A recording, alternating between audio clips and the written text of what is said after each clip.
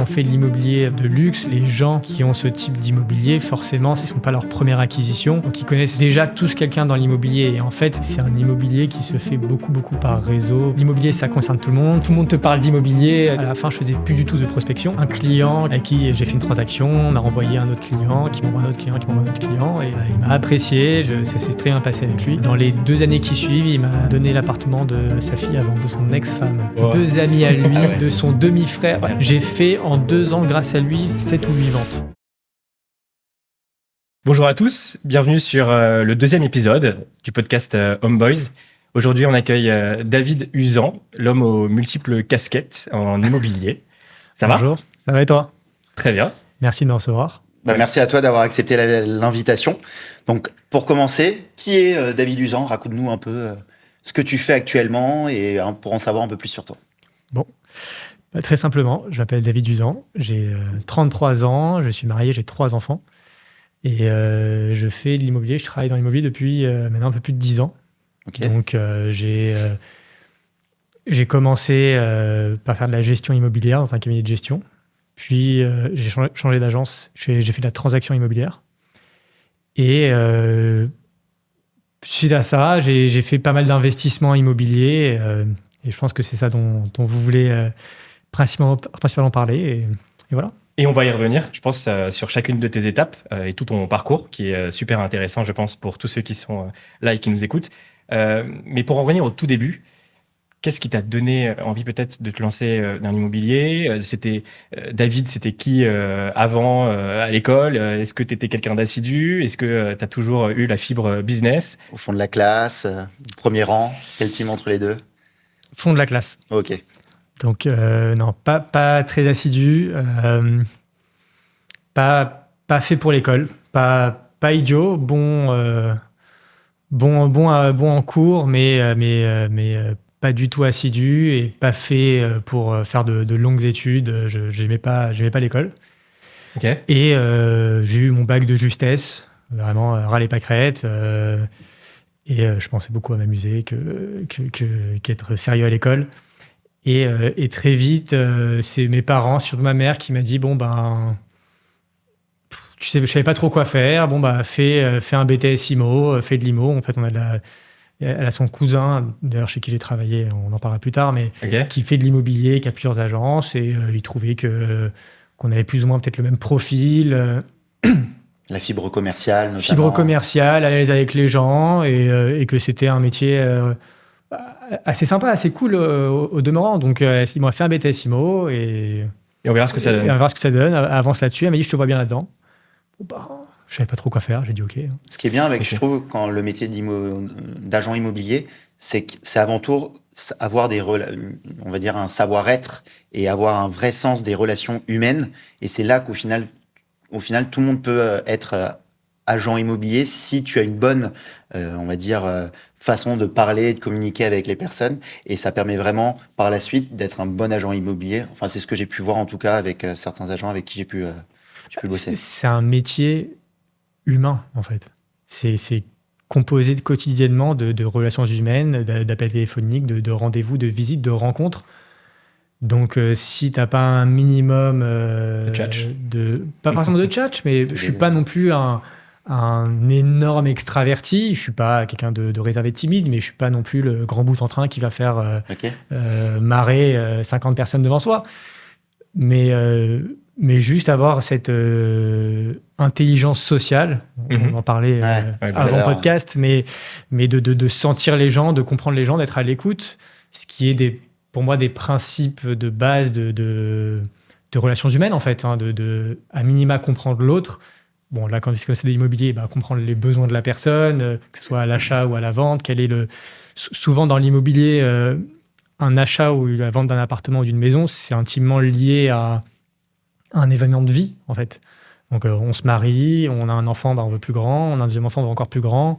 Il y a un décès, souvent, où les enfants quittent la maison. Les gens arrivés à une 60aine d'années où les enfants sont grands, ont quitté la maison, veulent plus petits, parce qu'ils se retrouvent dans des grands appartements, dans des grandes maisons. Donc, on rentre quand même dans l'intimité des gens. Le fait déjà de rentrer chez quelqu'un, c'est quand même quelque chose particulier, en fait. On rentre carrément dans l'intimité des gens alors qu'on est parfaitement inconnu. Donc forcément, on doit faire sentir la confiance chez l'autre et voilà. Et c'est comme ça qu'au début, donc quand tu as mis un premier pied dans l'immobilier, après ton BTS, t'es directement allé dans une agence, tu t'es dit j'ai envie d'aller sur le terrain, tu as touché un peu au terrain peut-être déjà Alors, dans mon BTS immobilier, j'ai fait 1 an en cabinet de gestion immobilière. Ok. Je ne sais plus ce que c'était le rythme, mais je crois que c'était 3 jours, 2 jours. Je sais plus, ça change à chaque fois, donc je ne me souviens plus. Et c'était de la gestion. C'était un gros cabinet de gestion. Donc, ils avaient pas mal d'appartements à louer, puisque au fur et à mesure, chaque semaine, un locataire quittait un appartement. Donc, j'avais déjà et c'est moi qui m'occupais de relouer les appartements, de faire les visites, les états des lieux. Donc, tous les jours, tu rencontres des personnes différentes. Et t'es mobile. T'es pas assis derrière un bureau. Ça change tout. C'était fait pour moi, en fait. C'était complètement à l'opposé d'être en classe, assis sur un bureau, à écouter des heures ou être plongé sur sa table. Je détestais ça, donc ça me convenait parfaitement. Donc, peut-être que ma mère est juste sur ce point-là. Ouais. Et tout de suite, j'ai bien aimé. Mais la location, c'est assez redondant en fait. Tu fais la visite. En fait, tu fais à Paris, il y a beaucoup de demandes. Donc en fait, tu prends un créneau horaire d'1 heure, 1h30, t'enchaînes les visites, tu récupères les dossiers. À la fin, tu rentres au bureau, tu sélectionnes le bon dossier, t'en parles au propriétaire. Le gars rentre quelques jours plus tard et... Ouais, c'est toujours la même chose. Ouais, c'est sûr. C'est redondant comme ça. Bon, après, ça permet quand même, quand tu es propriétaire, de déléguer et de te dire que tu es vraiment tranquille. Pour le propriétaire, bien sûr. Après, du prisme de l'agent immobilier, c'est hyper redondant. Et bon, je voulais tout de suite, j'ai toujours voulu faire de la vente, en fait. Ok. Je voulais faire une transaction immobilière. Tout de suite, les montants sont un peu plus importants, surtout à Paris. Encore une fois, je parle en tant que Parisien. Les montants sont plus importants, c'est d'autres enjeux, c'est de la négociation, c'est hyper excitant. C'était dans quel quartier de Paris, d'ailleurs ? Alors, la gestion, c'était dans le 11e, près de la place de la République. Ok, pas mal de choses là-bas, dans le 11e, très vivant. Ouais, pas mal de choses. Après, j'étais encore jeune, j'avais 23-24 ans. Ok. Et tout de suite, je voulais faire la transaction, et on y vient, je suis allé chez le fameux cousin de ma mère, qui m'a pris tout de suite sous son aile, en fait. J'ai appris le métier chez lui, je connaissais pas grand-chose. Et donc, j'ai travaillé dans une agence dans le 16e à Auteuil, rue Jean de La Fontaine. Ok. Pas la même clientèle que le 11e. Pas la même clientèle, déjà, parce que c'était locataire versus propriétaire. Ouais, tout à fait. Donc, c'était beaucoup de... Les locataires, c'était principalement des jeunes. Là, forcément, c'est un peu plus vieux. Et... Non, mais on apprend. J'étais vraiment en phase d'apprentissage. Évidemment, j'ai fait des ventes, donc j'ai gagné des sous, mais c'était avant d'avoir le côté vraiment, faut que je fasse des ventes vite. Enfin, fait que j'apprenne pour savoir comment ça marche, faire tout le processus d'une vente. Et parfois, c'est long. Enfin, même un processus classique, entre rentrer le mandat, faire les visites, faire la négociation, être OK sur le deal, d'aller signer chez le notaire. Il se passe des mois et des mois. Donc, ils rentraient tout seuls, les biens, ou tu devais uniquement les sortir ? Je faisais les deux. Les deux ? Et il t'a coaché, pardon, désolé. Il t'a totalement coaché aussi après ton oncle ? Oui, en fait, j'avais un directeur d'agence qui chapeautait qui nous chapeautait, en fait. Et donc, dès que j'avais un problème, une question, évidemment, au début, j'étais très, très encadré, accompagné sur mes rendez-vous, mais très vite... C'était beaucoup de chasse en fait immobilière, beaucoup de prospection en fait, d'aller sur le terrain. On avait le terrain, donc le quartier Auteuil. On était, je sais plus, peut-être 5 ou 6 négos, donc on l'a divisé en 6 pour faire simple. Donc moi j'avais un secteur avec mes 15-20 rues, et en fait je vais connaître par cœur, évidemment les rues par cœur, ça c'est une évidence, mais surtout connaître les mouvements en fait, savoir ce qui se passe dans mon quartier. Donc t'avais des petites techniques justement pour ça ? C'était quoi les techniques ? La première chose, c'est de parler aux gardiennes. Ok. Il y en a beaucoup dans ce secteur-là, des gardiens ? Ouais, dans le 16e, il y a encore pas mal. Okay. Dans l'ouest parisien, il y a encore pas mal de gardiennes, donc c'est vrai que ça aide beaucoup. Après, quand il n'y a pas de gardienne, tu essayes d'aller choper les noms sur les boîtes aux lettres ou les interphones. Donc après, tu as chopé tous les noms, tu envoies les courriers. Donc là, tu tu t'envoies 1, 2, 3 courriers, même si les gens ne sont pas forcément vendeurs. Un jour, ils le seront, et donc ils ont ta carte de visite chez eux. Donc, tu mises sur ça, en fait. Un jour, ils penseront à toi. Et en fait, aussi, tu restes aussi en veille, tu vois ce que font les autres agences, tu vois s'il y a d'autres appartements qui sont en vente dans le quartier, et tu comprends vite que si c'est dans ton secteur, tu as potentiellement des clients qui seraient intéressés par cet appartement-là. Donc, ça, c'est pour la partie chasse, prospection. Et après, tu rentres le mandat, tu t'estimes au bon prix. Donc, il y a plein de critères d'estimation comparative, pas mal de choses, mais c'est pour ça que je t'ai aidé au début. Et donc là, tu as commencé à te faire la main, tu as commencé à faire tes premiers deals. Ça t'a vraiment plu et tu t'es dit, tiens, c'est un métier qui me fait vraiment... En fait, ce que j'aimais dans ce métier, ce que j'aime dans ce métier, c'est la totale liberté. Finalement, j'ai pas d'horaire. C'est pas comme un bureau, tu dois arriver à 9h, tu repars à 18h. Tu commences techniquement quand tu veux, tu finis quand tu veux. Mais en fait, le danger aussi, c'est que quand tu n'as pas d'horaire, en fait, tu travailles tout le temps. Donc, il faut aussi bien se limiter, mais il faut bien organiser sa journée. Et donc, ce que j'aimais, c'était cette totale liberté de mes mouvements. Je faisais ce que je voulais quand je voulais. Et surtout, tu vois des beaux appartements, tu vois des belles choses. Donc, tu vois des choses différentes. Et tu rencontres des gens différents tous les jours. Donc, en fait, chaque jour, ta journée est totalement différente de la précédente. Donc, tu peux faire aussi, on parlait de redondance, ça peut parfois être souvent les mêmes tâches, mais finalement, comme les gens sont différents, les biens sont différents, ça rend les choses très différentes. Et après, donc à partir du moment où tu arrives, tu fais tes ventes, tu continues dans cette entreprise-là, ou à quel moment tu prends ton départ et tu te dis que tu veux peut-être changer? Non, j'ai continué. J'ai fait 1 an dans le 16e là-bas, 1 an et demi. Mais bon, je connaissais pas bien le quartier, je m'y suis pas trop fait, donc j'ai voulu changer. Je suis allé à Neuilly. Donc moi, je suis originaire de Neuilly, donc c'était un environnement que je connaissais, donc c'était un peu plus facile pour moi. Je connaissais mieux le quartier et surtout j'avais mon réseau en fait là-bas. J'avais tous les parents de mes potes qui vendaient des appartements. Et c'est un métier de réseau en soi. C'est principalement un métier de réseau. Ah oui. Donc en fait là, les tâches dont je t'ai parlé tout à l'heure, c'est quand tu me suis dit t'as pas de réseau, tu dois aller prospecter, chasser, aller à l'inconnu, vraiment te prendre refus sur refus, prendre des claques, prendre des portes qui se claquent devant toi tout le temps. À Neuilly, c'était un peu plus facile. Je continue la prospection et le réseau, on va dire que c'est la cerise sur le gâteau. Voilà. C'est quand on vient te voir par recommandation, tout de suite, il y a un lien de confiance avec le vendeur et donc ça se passe aussi parfois un peu plus facilement. C'était chez qui ça? Toujours chez Saint-Ferdinand. Ok. Donc c'est l'agence Saint-Ferdinand et je crois que c'est un groupe. Maintenant, ils ont 15 ou 20 agences dans Paris. À l'époque, ils en avaient une douzaine. Ouais, c'est un gros groupe. Ça fait peut-être 35-40 ans qu'il existe maintenant. Okay. Et tu as augmenté en termes de gamme de biens, de catégorie de biens, ou tu es resté sur la même typologie? C'était sensiblement les mêmes typologies. En fait, si tu veux, c'est ça va être des biens de 50 à 150 mètres carrés. Quelque chose comme ça. Donc, à l'époque, c'était entre 500 et 1,5 million, 2 millions pour faire simple. Ok. Et après, en fait, j'aimais bien ce que je faisais. Mais c'est vrai que par mon réseau et j'avais envie, j'ai toujours été attiré par les belles choses. Parfois les choses qui brillent un peu. Et donc, l'immobilier, c'est aussi des gros montants, surtout quand on est jeune.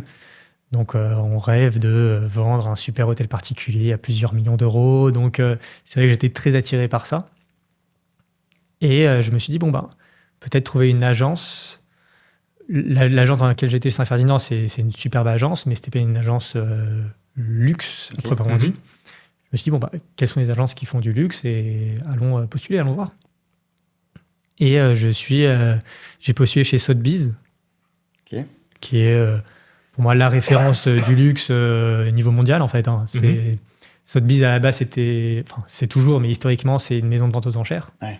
Je connaissais pour ça. Et ils ont créé un pôle immobilier, pareil, il y a une 60 d'années. Et ils ont ouvert des bureaux dans tous les pays du monde. Je crois qu'ils sont dans 70 pays. Et donc, avec une clientèle internationale et forcément, clientèle luxe et donc sur des biens beaucoup plus prestigieux. Et donc, j'ai voulu aller là-bas. J'ai été embauché. Ok. Et je suis allé dans le 17e. Je fais 17e, 8e.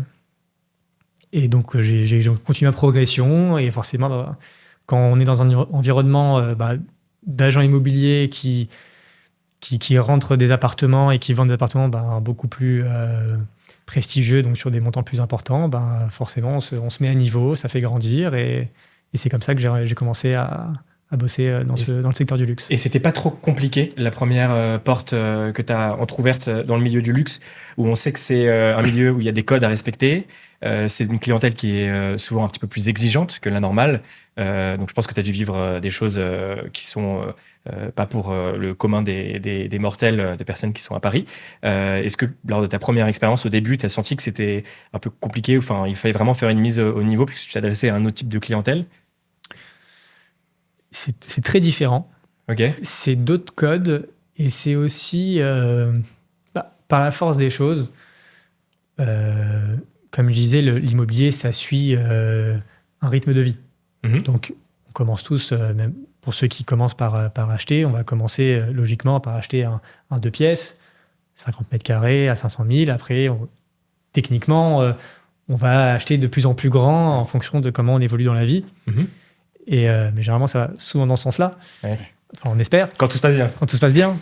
Mais parce que logiquement, la famille s'agrandit, quand on va avoir des enfants, etc. Donc, en fait, j'étais sur une clientèle beaucoup plus âgée, par définition. Mm-hmm. C'est rare qu'un jeune de 30 ans s'achète un 300 mètres carrés, à moins que ça soit un super start-upper ou un sportif. Dans la tech.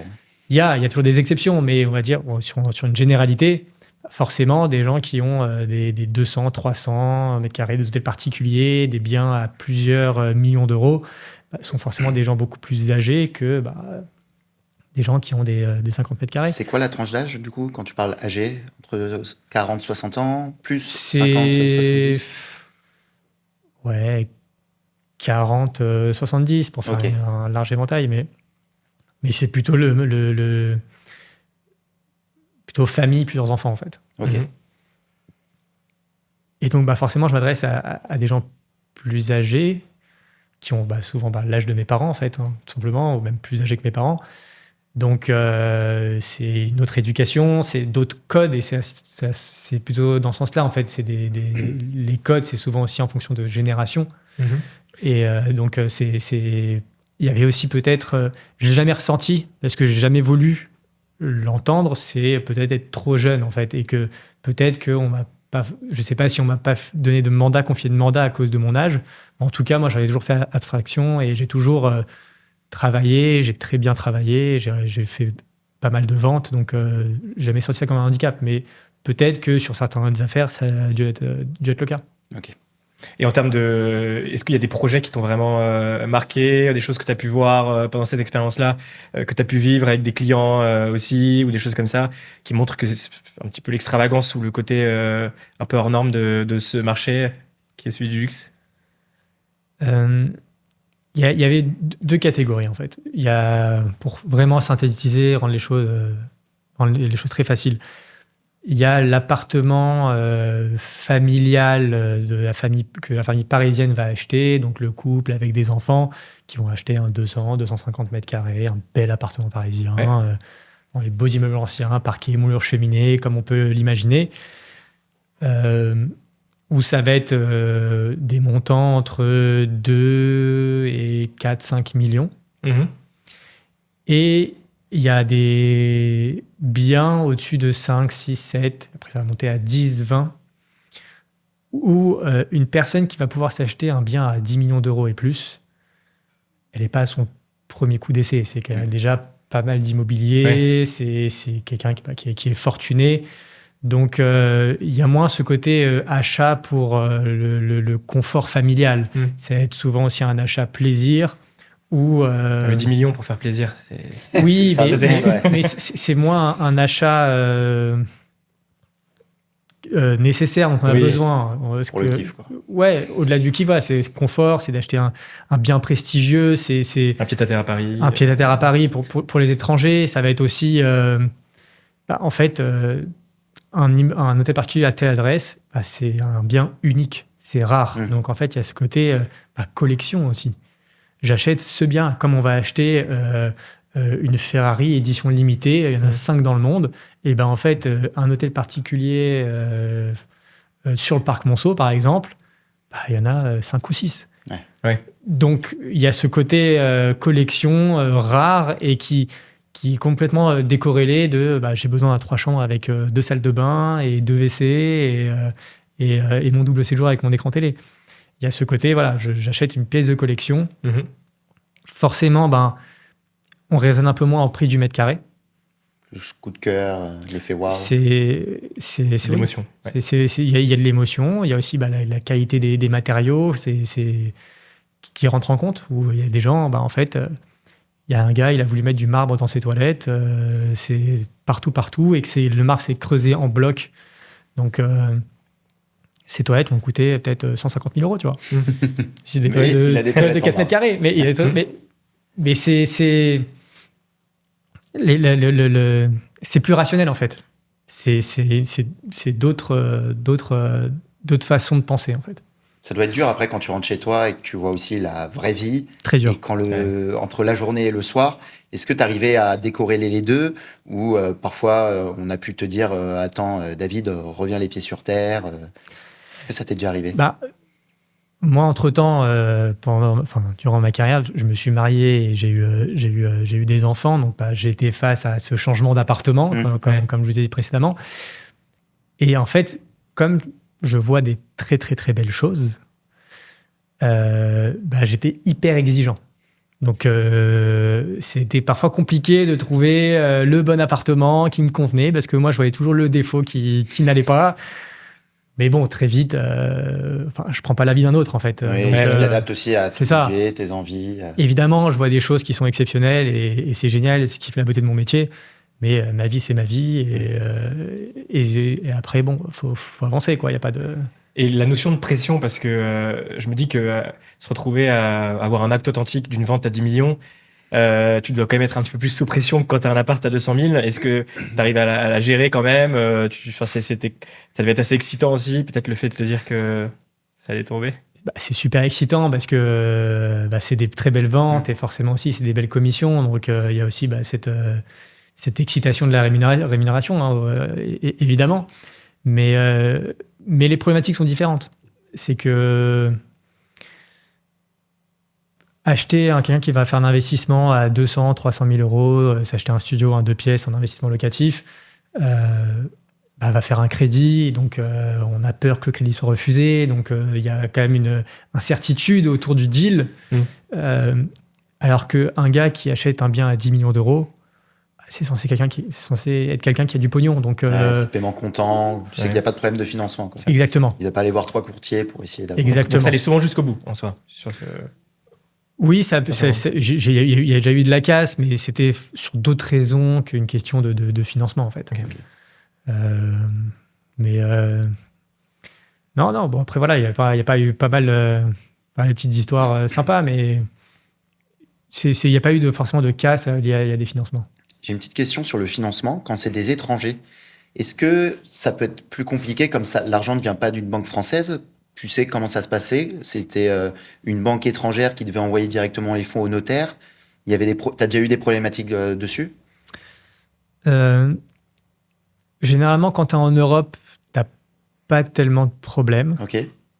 Et après, tout dépend aussi comment la personne va acheter son bien, en fait. Si elle achète en perso, elle peut aller voir sa banque locale pour financer un bien, ou après une banque française, mais elle peut justifier de son patrimoine. Quand après, si elle achète en SCI, en fait, elle doit ouvrir une SCI en France, donc avoir un compte bancaire français. Donc, elle doit forcément parler avec une banque française. Après, je sais que j'ai eu beaucoup de difficultés avec les Américains. La conversion au dollar? Non, les Américains, c'est très, très, très compliqué pour eux d'emprunter en Europe, en fait, en dehors des États-Unis. Donc, il faut... Et tu sais pourquoi c'est compliqué pour eux d'emprunter? Je crois qu'il y a une histoire fiscale, en fait. Pour eux, ouvrir un compte... En fait, j'ai eu le cas d'un Américain qui voulait ouvrir une SCI en France. Et en fait, comme les Américains, si je ne dis pas de bêtises, doivent toujours, même si ils vivent en France, par exemple, ils doivent quand même encore payer des impôts aux États-Unis. Enfin, l'administration fiscale américaine est hyper dure. Et donc, les banques françaises ne peuvent pas se prendre la tête. En fait. Ça les embête. C'est-à-dire que dès qu'ils ouvrent un compte en France, donc après, en Europe, je pense qu'en Europe, c'est pareil, mais pour le coup, en France, je l'ai vécu, ils doivent remplir énormément de documents. Entre les accords en fait, entre les banques françaises et américaines, il y a des accords. Et ils doivent demander énormément de documents, remplir beaucoup de documents. Et donc, les banques françaises préfèrent tout simplement ne pas ouvrir de compte. Donc, les Américains qui arrivent en France et qui achètent, par exemple, dans le 5e, souvent, ils y vont en paiement comptant. Ouais, direct. Parce qu'il y en a beaucoup, hein, dans le 5e, avec Emily in Paris qui était sortie. Ouais, ça a été Quand on se baladait dans le 5e, on voyait beaucoup d'Américains qui avaient acheté et qui y vont peut-être une fois ou deux dans l'année. Et c'est là où on se rend compte qu'il y a un autre monde qu'on ne connaît pas à Paris. Quand on voit les sommes qu'ils peuvent mettre comme ça pour y aller que 2 ou 3 fois par an, c'est impressionnant. Oui, bah après, soit américain ou autre. Hein, Ah oui, je parlais des Américains. Mais parce que Paris, ça reste un marché local pour des Parisiens, pour des Français parisiens qui vivent dans la ville, mais c'est aussi un marché international. Donc il y a aussi cette cohabitation et je pense que c'est aussi pour ça que Paris est devenu aussi cher, c'est que il y a aussi une concurrence entre les locaux et les étrangers sur les adresses prestigieuses notamment. Mais moi, j'ai vendu à plusieurs Américains, ils ont toujours payé content. À chaque fois. Ouais, et des ventes entre 2 et 7 millions. Sans problème. C'est tout. Comme quoi. Chacun avec ses capacités. Hein. Ça, c'est sûr. Et donc, dès que tu as mis le pied un petit peu dans l'univers du luxe, tu y es resté un petit bout de temps et après, tu t'es dit que peut-être il fallait que tu passes à autre chose. T'as enchaîné avec quoi juste après? L'univers du luxe, j'y suis quand même. Chez Sotheby's, j'y suis resté quand même 6 ans. Donc, j'ai quand même travaillé longtemps là-bas. Et en fait, je faisais un autre métier dans le sens que, aussi avec 6-7 ans d'expérience, je faisais beaucoup moins de prospection comme au début. Ouais. J'avais mon réseau et surtout, quand on fait de l'immobilier de luxe, les gens qui ont ce type d'immobilier, forcément, ils ne sont pas leur première acquisition. Donc, ils connaissent déjà tous quelqu'un dans l'immobilier. Et en fait, ce n'est pas des gens qui vont aller dans l'agence du coin. C'est que c'est un immobilier qui se fait beaucoup par réseau, par recommandation, par présentation. Donc, tu es obligé de réseauter tout le temps, en fait. Parce que l'immobilier, ça concerne tout le monde. Tout le monde te parle d'immobilier dès que tu es dans l'immobilier. Donc, tout se fait par réseau et c'est une nouvelle façon de travailler. Et finalement, à la fin, je ne faisais plus du tout de prospection. Et c'est un client avec qui j'ai fait une transaction, m'a renvoyé un autre client, qui m'envoie un autre client, qui m'envoie un autre client. Et même avec un client, une fois, je lui ai vendu un appartement. On s'est tellement bien entendu. Il m'a apprécié. Ça s'est très bien passé avec lui. Dans les 2 années qui suivent, il m'a donné l'appartement de sa fille à vendre, de son ex-femme, de 2 amis à lui, de son demi-frère. Ça, c'est royal. J'ai fait en 2 ans, grâce à lui, 7 ou 8 ventes. Wow. Et en fait, c'est comme ça que ça marche. Et en fait, tu arrives à un moment où ton téléphone sonne, surtout qu'on a fait la période 2017-2021, qui était une année juste exceptionnelle dans l'immobilier. Je ne pense pas qu'on va revivre une période comme ça, où on en reparlera, mais le taux d'intérêt qui était extrêmement bas. Donc, les gens avaient une capacité d'achat beaucoup plus importante et le marché était dans une dynamique folle. J'ai fait énormément de ventes et donc le téléphone sonnait tout seul et c'était devenu facile en fait de travailler. Grâce au réseau. Grâce au réseau. Et donc par la suite, j'avais envie de faire autre chose. C'était bien d'être agent immobilier, c'était super, mais il y avait toujours cette envie d'évoluer. Sortir de ta zone de confort. Et tu voulais pas te mettre à ton compte à ce moment-là aussi? Est-ce que tu n'as pas réfléchi, comme tu commences à avoir ton réseau, tu commences à avoir un portefeuille peut-être aussi de clients, etc., de te dire tiens, je me fais je mets vraiment à mon compte directement et je m'en occupe, je fais juste fonctionner mon réseau et au moins je suis un peu tranquille. Oui.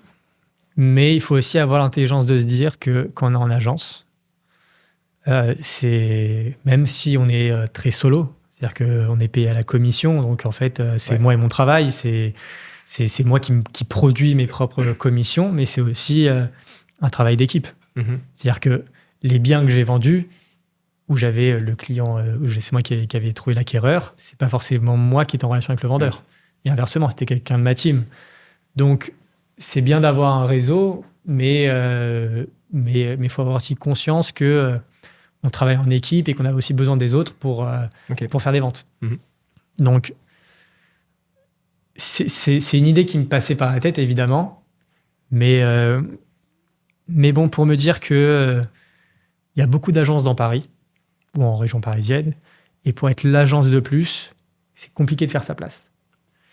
Et j'avais, comme tu dis, envie de sortir de ma zone de confort, faire autre chose, aspirer à autre chose, même si j'adore ce que je faisais, mais j'ai fait quasiment 8 ans, 9 ans. C'est énorme, hein, je me suis dit, est-ce que... donc j'ai 32 ans, 31 ans, 32 ans, est-ce qu'à 40 ans, je vais encore faire ça ? Et la réponse est non. Donc je me dis, bon, on va voir ce qu'on peut faire. Qu'est-ce qu'on peut faire ? Et en fait, j'ai vu un projet aux États-Unis. Donc, j'avais aussi investi un peu en crypto. Okay. Comme un peu tout le monde. Un peu de Bitcoin, un peu d'Ether. Et ça marchait fort à l'époque. Bon, ça remarche bien maintenant, mais j'aimais bien l'esprit crypto, décentralisé. Okay. Et je m'y intéressais beaucoup.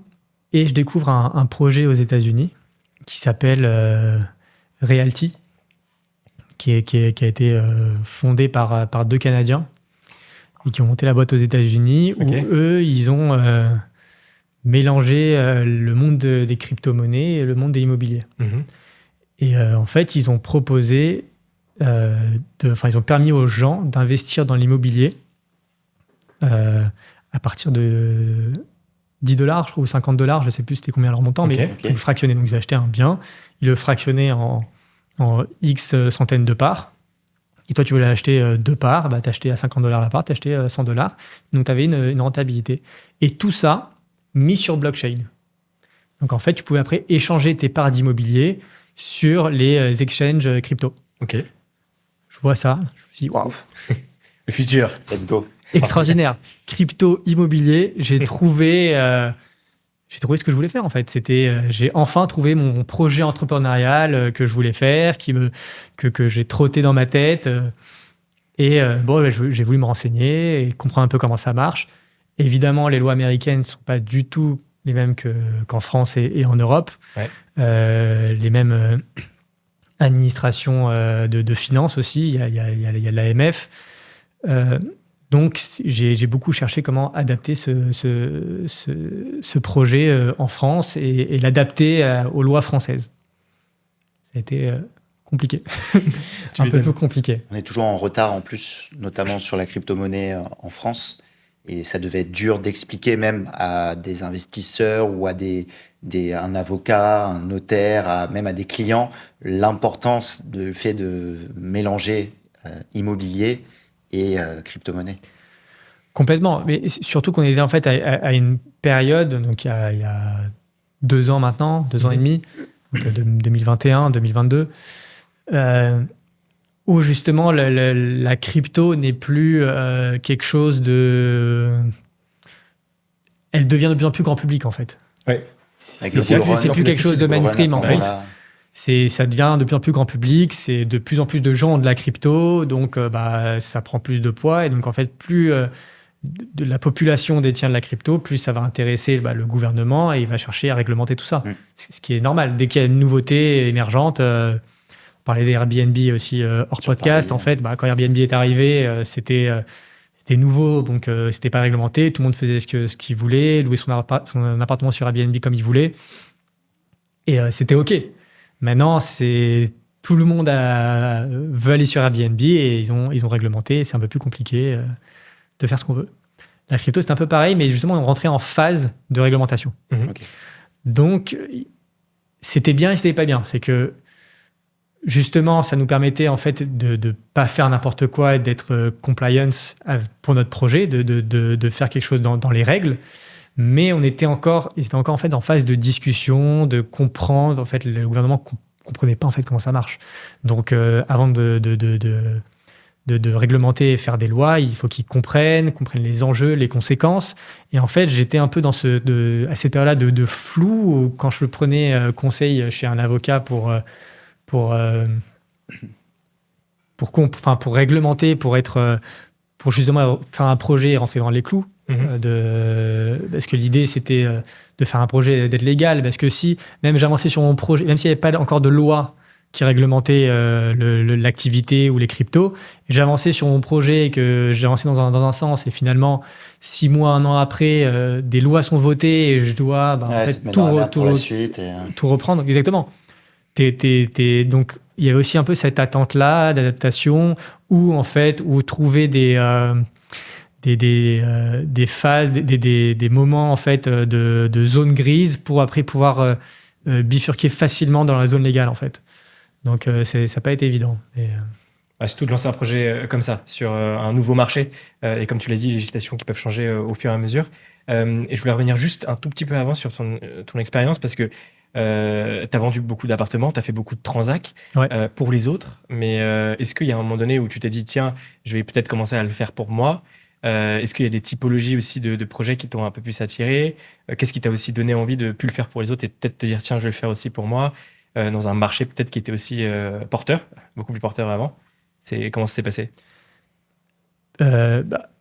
Oui, j'ai investi, j'ai acheté de l'immobilier en étant dedans. Évidemment, c'était ma principale source de revenus, c'est mon métier.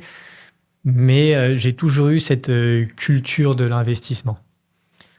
C'est pas juste de gagner et de dépenser ou de laisser sur un compte. Mes parents m'ont toujours dit il faut toujours investir son argent, placer son argent. Donc l'étape 1, c'est déjà remplir son livret A. C'est l'étape 1 quand on est jeune, mais j'ai fait ça dès mes premiers revenus, dès mes premiers stages, en fait, même je crois que quand j'étais beaucoup plus jeune, que mon père me donnait ma semaine, au lieu de le laisser en compte courant, juste en attente de le dépenser, je le laissais sur un livret, c'était livret jeune à l'époque, ou livret A, je ne sais plus. Livret jeune aussi. Donc j'ai toujours eu cette culture de me dire, en fait, qu'il soit posé dans un compte A, où il se passe rien, ou un compte B, et je peux potentiellement gagner un petit peu de sous supplémentaires, ça n'allait pas chercher très loin, mais par définition, c'était dommage d'en profiter, en fait, tout simplement. Donc j'ai toujours eu cette culture-là. Et donc dès que j'ai commencé à travailler, avoir les premiers revenus, mon père il m'a dit, bon, t'as rempli ton livret A, c'est bien.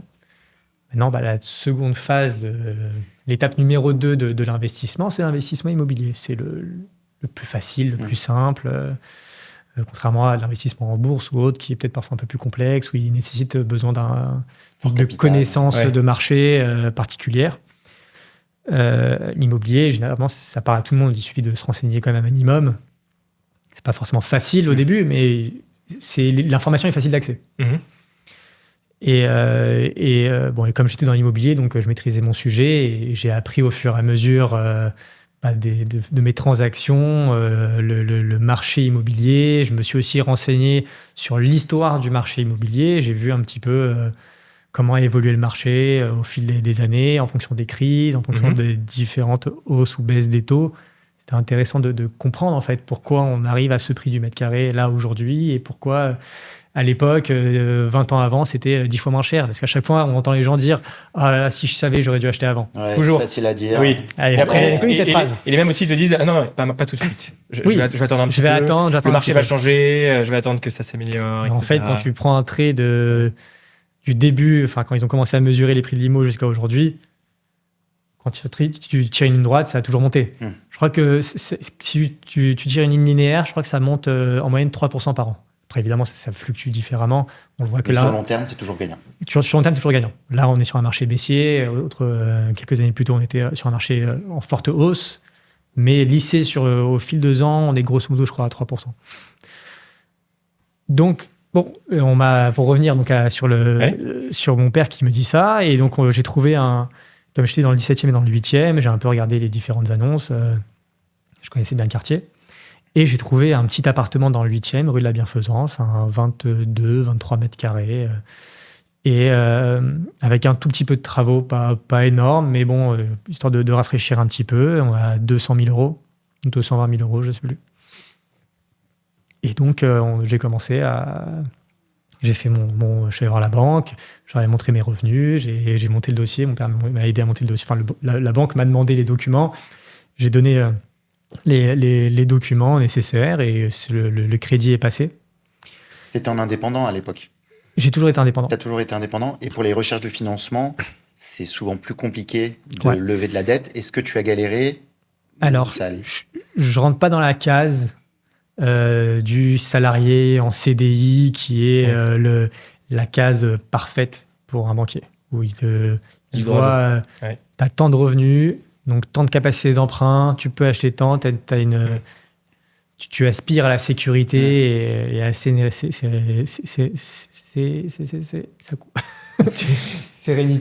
pour un...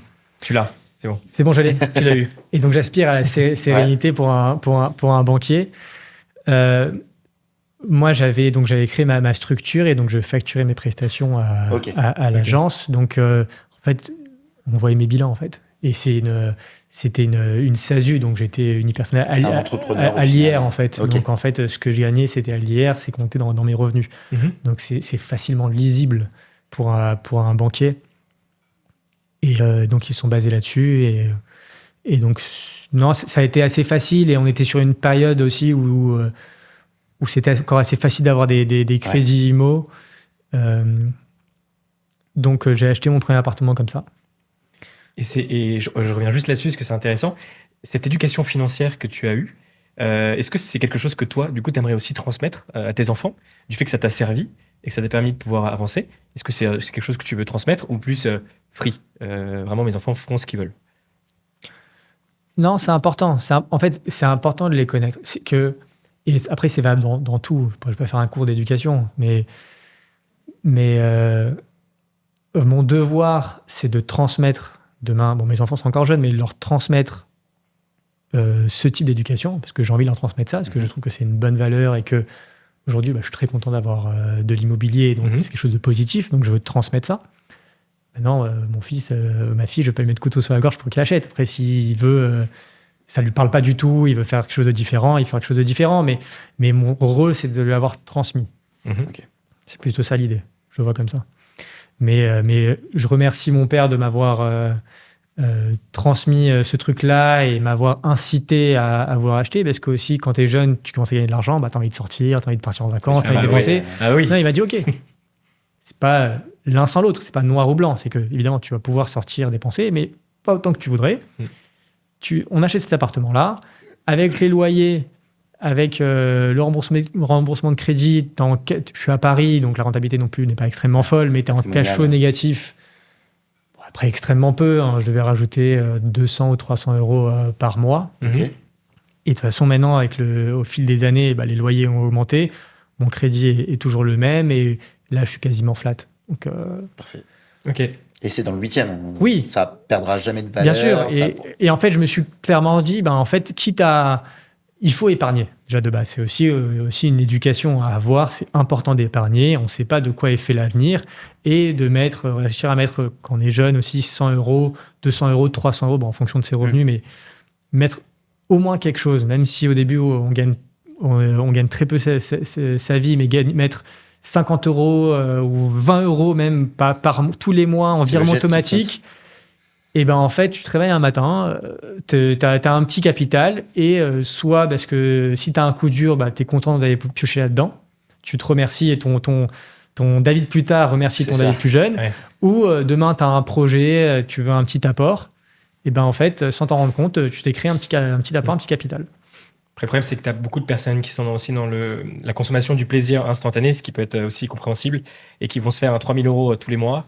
Et qui vont finir tous les mois dans le rouge aussi. Parce qu'ils vont, oui, mais l'un n'empêche pas l'autre. Parce que de mettre 50 euros par mois, c'est un super resto entre potes. Tu vois ce que je veux dire? C'est même pas le prix d'un week-end, c'est même pas le prix du... Tu vas sortir, tu vas faire un resto, puis après tu vas prendre un verre avec des copains. Tu as fait 50 balles. Bon, ce resto-là, tu le mets sur le compte. C'est facile. Et épargner dès le début du mois et pas se dire « Ok, il me reste 1000, je vais l'épargner ». Il y a virement automatique. Qui le disent à la fin. Ouais, virement automatique. Et moi, ce que je faisais, c'est que j'écrivais « épargne » en majuscule pour quand je vais voir les banques, il y a écrit en majuscule et ils disent « Ah, ça va, il épargne ». Ouais, même si c'est pas une somme énorme, au moins il y a écrit en gros « épargne ». J'ai un pote qui m'avait marqué d'ailleurs, parce que d'ailleurs c'est assez marrant. J'ai travaillé avec lui pendant une période et il faisait toujours sa boxe à manger. Et tous les midis, il préparait sa boxe. Et nous, on était tous là à payer en ticket resto, tu vois, des 10 balles, des 12 balles, des 14 balles, etc. Lui, toujours sa boxe. Et il a calculé sur ce qu'il a pu économiser sur 5 ans ou 6 ans, c'était genre 20 000 balles. C'était genre 15 ou 20 000 balles. Et c'est à ce moment-là où on se rend compte de l'effet cumulé. C'est 15 balles le midi, ça va vite, 5 fois dans la semaine, à la fin de l'année, ça va très vite. Hein.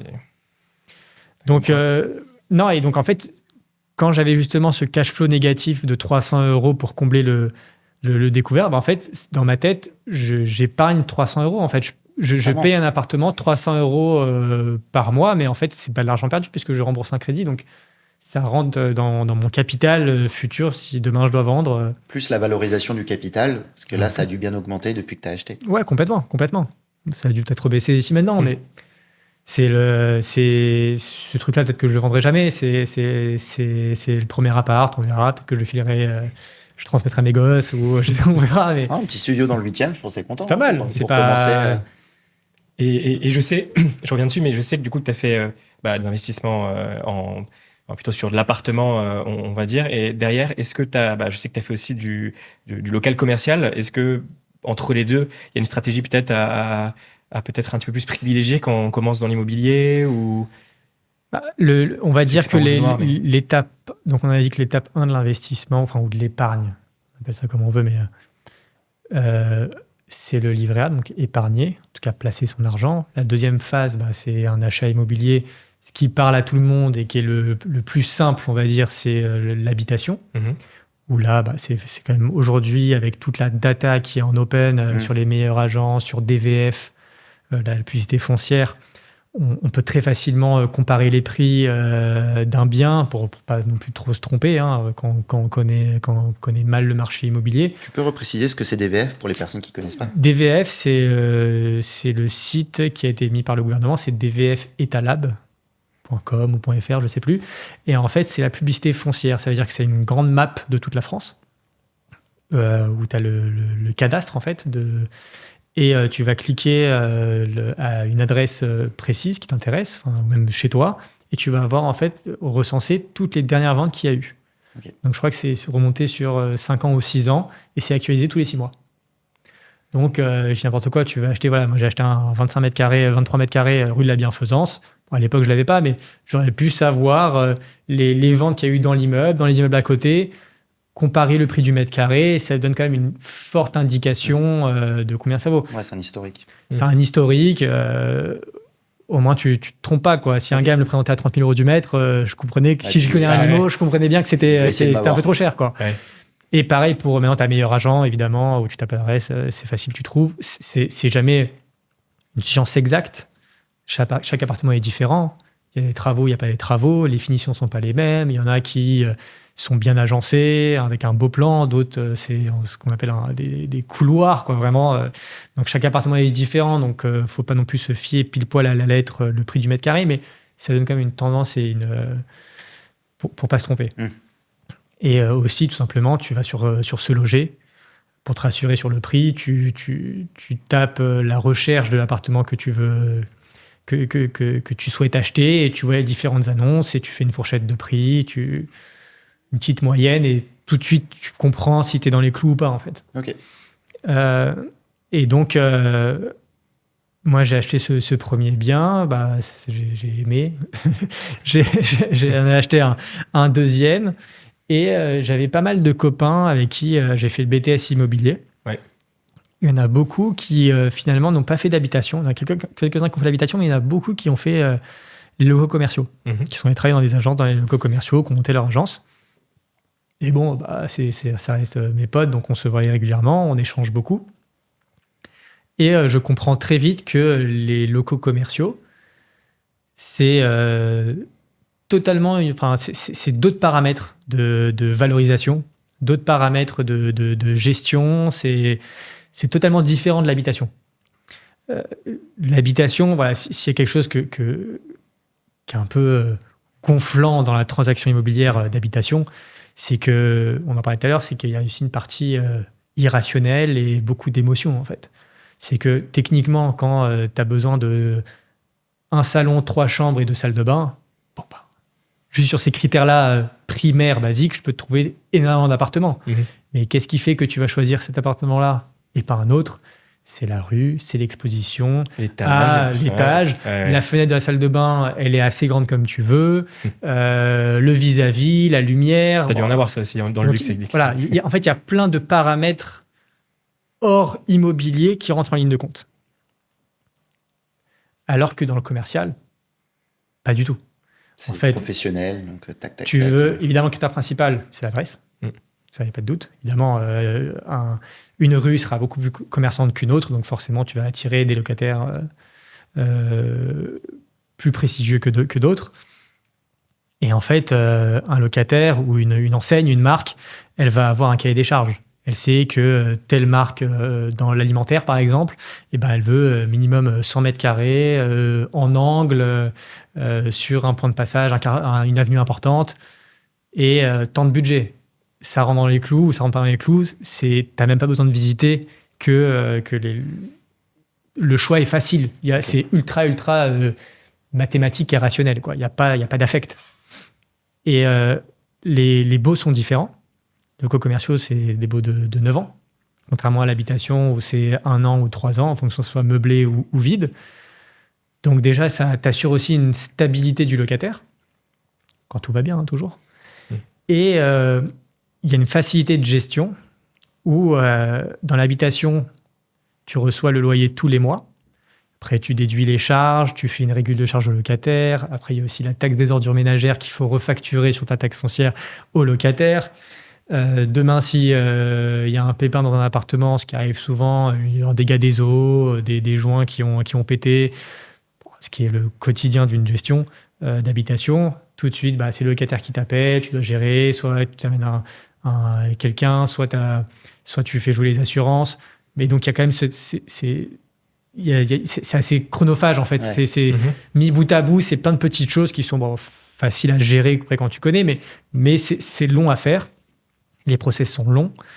Alors que dans les locaux commerciaux, 100% des charges imputées au locataire, taxe foncière au locataire, dans la majorité des cas. Je fais une généralité.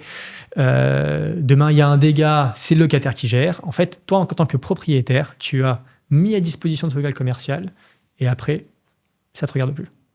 Pour synthétiser, vraiment, je fais les choses c'est très facile. Ça donne envie de le faire, là, quand on t'écoute. Mais ça a l'air facile comme ça, mais si tout le monde ne le fait pas, c'est aussi peut-être parce qu'il y a des difficultés pour arriver sur le marché. Oui, c'est un marché un peu plus professionnel. Ok. Faut s'y connaître aussi un petit peu. Parce que c'est aussi ton locataire, c'est une entreprise. C'est pas la même cible.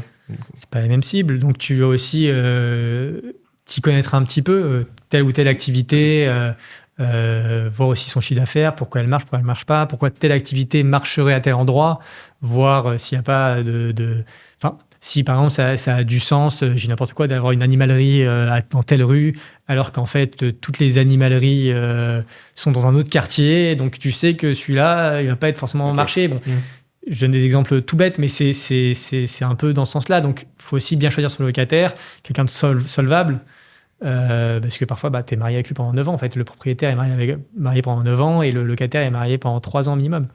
Donc c'est d'autres paramètres, mais après, quand tout va bien, c'est beaucoup plus facile.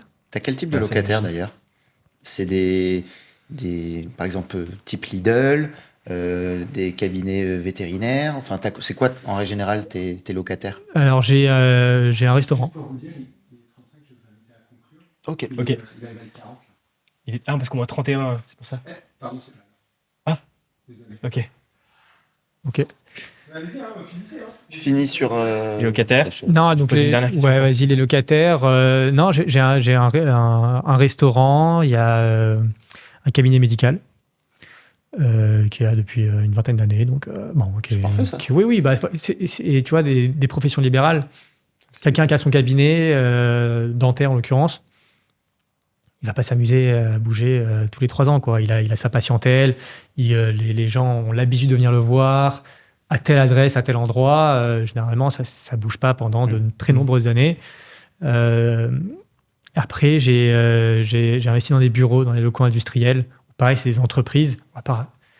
Il y a l'exemple des startups qui évoluent énormément en capacité, donc forcément, eux, ils sont amenés à beaucoup bouger. Mais une entreprise plus classique, on va dire, même si elle est en croissance standard, elle va pas changer sans lever de fonds. Elle va pas doubler de taille en 2 ans en effectif. Donc, généralement, il reste assez longtemps. Donc c'est une tranquillité d'esprit. C'est des locataires qui sont parfois solvables parce qu'ils ont des bons chiffres d'affaires. Donc, on sait que normalement, il n'y a pas de raison, ça paye bien. On n'est pas face à une personne physique qui parfois peut avoir une difficulté et qui ne paye pas son loyer ou sera en retard de loyer. Et une facilité de gestion parce que les loyers sont payés tous les trimestres. Je pense qu'il va falloir qu'on s'y mette aux locaux commerciaux. Ouais. Je suis désolé les gars, mais c'est déjà la fin du podcast. C'est passé très très vite d'ailleurs. Il y a des petites questions que j'aurais aimé creuser un peu plus, mais on pourra ça une autre fois. Pour un deuxième épisode. Exactement. C'est pour ça. Merci en tout cas à tous les deux d'être venus et surtout à toi David d'être venu. Merci beaucoup, merci de m'avoir reçu. Trop cool et à la prochaine pour de nouvelles aventures. Avec grand plaisir.